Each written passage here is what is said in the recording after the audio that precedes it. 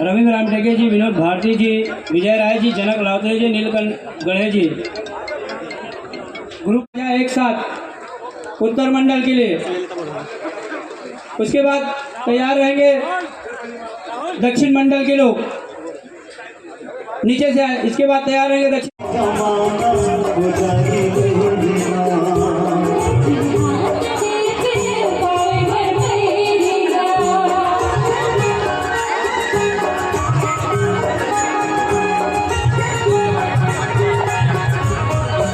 माता की जय जय श्री राम। आप मन के हाथ नहीं उठा थे। जय जय श्री राम। भारतीय जनता पार्टी और ये नया चैलेंज के आप मतलब शुभकामना देता हूं कि आप सब कार्यकर्ता मिलके घर घर जाके मोदी जी के साथ ला हमन देवो और माननीय संतोष पांडे जी ला सांसद के रूप में जिता के भेजबो। ये संकल्प के साथ आप यहाँ से जाओ और फिर जाओ। आज से ज्यादा दिन नहीं बाँचे। प्यार से बताया लेकिन भारत माता की। तो आगे जी आपको सांसा नहीं दिख रहा जी। पहचानते ही नहीं क्या? जोरदार तालियों से अभिनंदन माननीय हमारे छत्तीसगढ़ के मुखिया आदरणीय विष्णुदेव साय जी का। सभी से आग्रह अपने अपने स्थान पर खड़े होकर अभिनंदन करें। जोरदार ताली बजाकर बोलो भारत माता की, भारत माता की। अब की बार बोलो भारत माता की। संतोष पाठक और प्रियंक सोनी जी, आप लोग भी आ जाए दोनों। ये सभी भूतपूर्व सैनिक भाई हैं। एक सूची और है।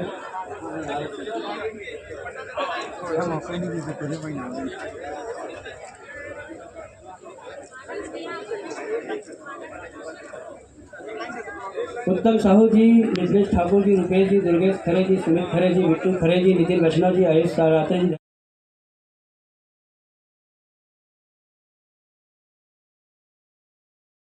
ताली बजा करके आशीर्वाद दे दीजिए। मैं आप सबका भी बहुत बहुत अभिनंदन और स्वागत करता हूं इस कार्यकर्ता सम्मेलन में। जैसा कि हमारे तीनों मंडल के लोगों ने हमको आश्वस्त किया था कि आप 3000 लोग बोले हैं, 3000 लोग रहेंगे, तो 3000 हमने कुर्सी लगाई थी और बहुत लोग खड़े। इसका मतलब आपने अपना लक्ष्य पूरा किया।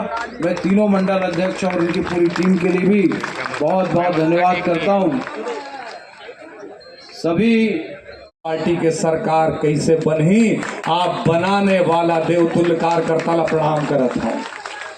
और ओखरे से ती कहता देश माया के भारत गीता, दाई दादा मोर राम सीता, दया माया मोर परवा छानी, पर के सेवा मोर सिखानी, इही मोरे जिन गानी मैल हरिया रे, सीधा म सीधा नहीं तडोमी करिया रे, मछतीस गढ़िया रे, मछतीस गढ़िया रे, भारत माँ के रतन बेटा बढ़िया जी, मछतीस गढ़िया जी, मछतीस गढ़िया जी।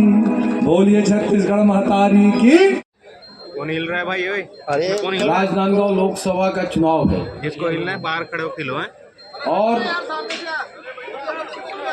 कांग्रेस ने हमारे उम्मीदवार के खिलाफ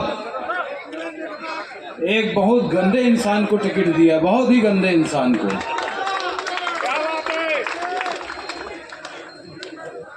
और बहुत सातिर भी है, लेकिन हमारा कार्यकर्ता भी उतना ही चतुर है और चतुराई के साथ इस चुनाव को जिताने में कोई कमी नहीं करेगा। राजनांदगांव लोकसभा के कार्यकर्ताओं की ताकत का एहसास हम सबको है। ऐसे ही एक बार और बहुत बड़ा व्यक्ति आया था, वो भी पूर्व मुख्यमंत्री था, पूर्व राज्यपाल था, राजनांदगांव दुर्ग से लड़ने आए थे और 19,000 वोट से हारे हुए एक व्यक्ति को भारतीय जनता पार्टी ने टिकट दे दिया। तो कांग्रेस के लोग कहने लगे कि शेर के सामने बकरे को डाल दिए, और जब चुनाव का परिणाम आया तो बकरे ने शेर को हरा दिया। यह आप कार्यकर्ताओं के दम पर हुआ है कि लोकसभा चुनाव के शंखनाद हो चुकी से और हमारे छत्तीसगढ़ में 3 चरण में लोकसभा के चुनाव संपन्न होना है। पहला चरण में सिर्फ एक लोकसभा के चुनाव होना है, बस्तर के 19 अप्रैल, और दूसरे चरण में 26 अप्रैल दूसरे चरण में आप मन के राजनांदगांव के चुनाव संपन्न होना है। और ये समय हमारे देश के यशस्वी प्रधानमंत्री श्री नरेंद्र मोदी जी जो 10 साल प्रधानमंत्री के रूप में, प्रधान सेवक के रूप में हमारे देश की सेवा करी हैं, हमारा तीसरा बार प्रधानमंत्री बनाना है कि नहीं? तो वैसे कैसे चली? दोनों हाथ ला ठीक से उठा के तीसरी बार बनाना है ना।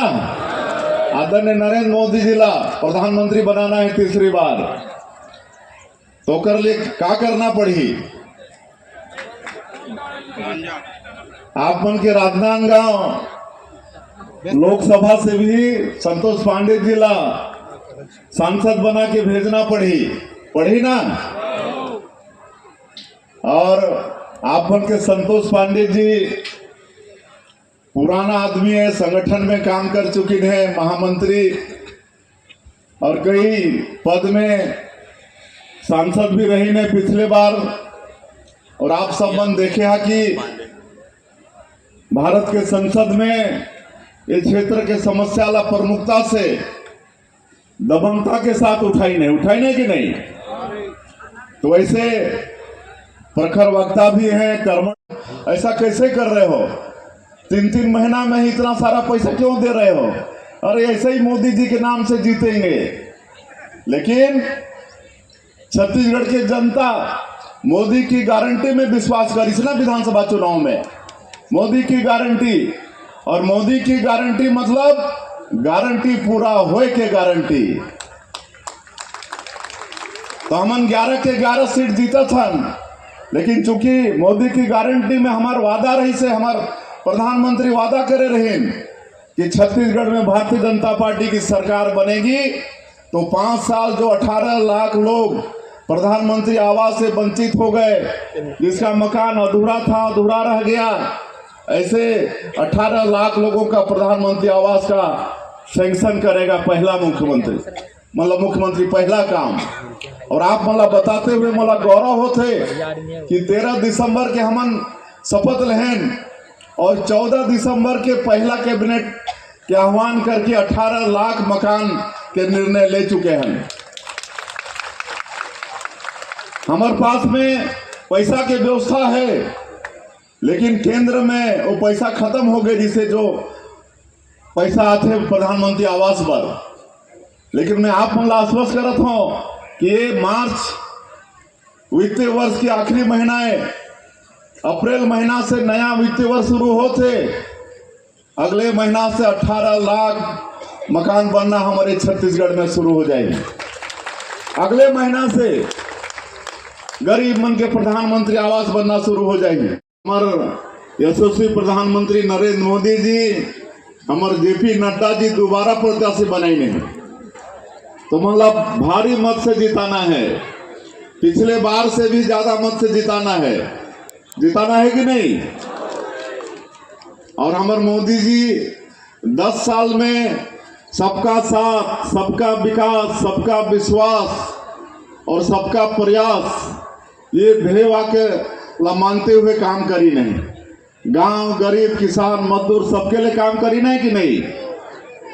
करी से ना।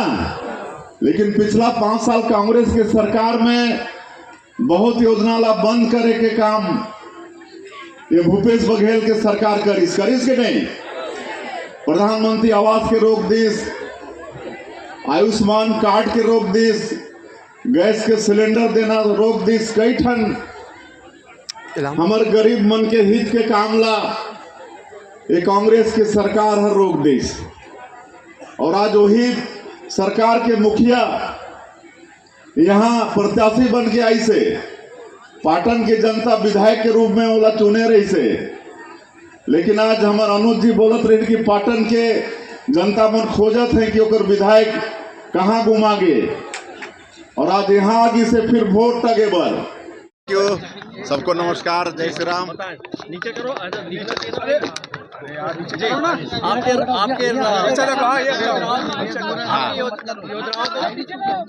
देखिए, लोकसभा चुनाव का शंखनाद हो चुका है और हर बार चुनाव के पहले हम लोग कार्यकर्ता सम्मेलन करते हैं। तो आज राजनांदगांव में राजनांदगांव विधानसभा क्षेत्र के कार्यकर्ताओं का सम्मेलन था और हमारा सौभाग्य था कि उनसे मुलाकात करने का अवसर मिला है और भारी संख्या में यहाँ पर कार्यकर्ता आए और भारी उत्साह है।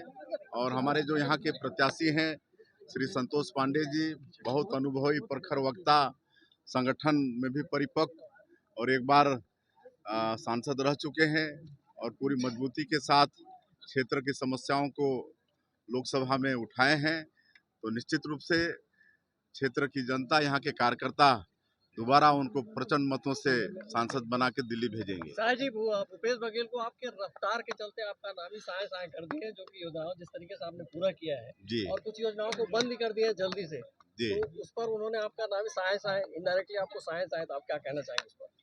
देखिए, कल ही हम लोगों की सरकार का 100 दिन पूरा हुआ है, लेकिन 3 महीने में ही मोदी की गारंटी में जो छत्तीसगढ़ की जनता से हम लोग का वादा था, चाहे वो प्रधानमंत्री आवास हो, चाहे 2 साल का बकाया बोनस हो, या 21 क्विंटल प्रति एकड़ धान खरीदने की बात हो, या 3100 प्रति क्विंटल धान का कीमत देने की बात हो, या महतारी बंधन योजना में प्रति महीना 1000 देने की बात हो, इन सब कामों को हम लोगों ने, हमारी सरकार ने 3 महीने में पूरा किया है।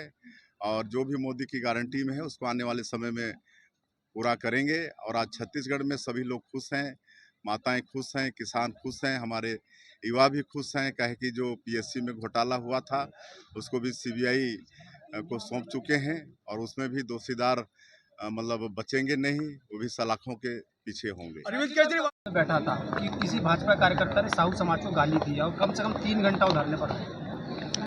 अब हो सकता है कोई घटना को लेके इस तरह की हुई हो, लेकिन वो मतलब ऐसा नहीं है कि उसके लिए पूरा साहू समाज नाराज है। अरविंद केजरीवाल जी को जेल भेजा गया है और इसमें राहुल गांधी का ट्वीट आया है, तानाशाह कर रहे हैं मनमानी, क्या कहेंगे आप?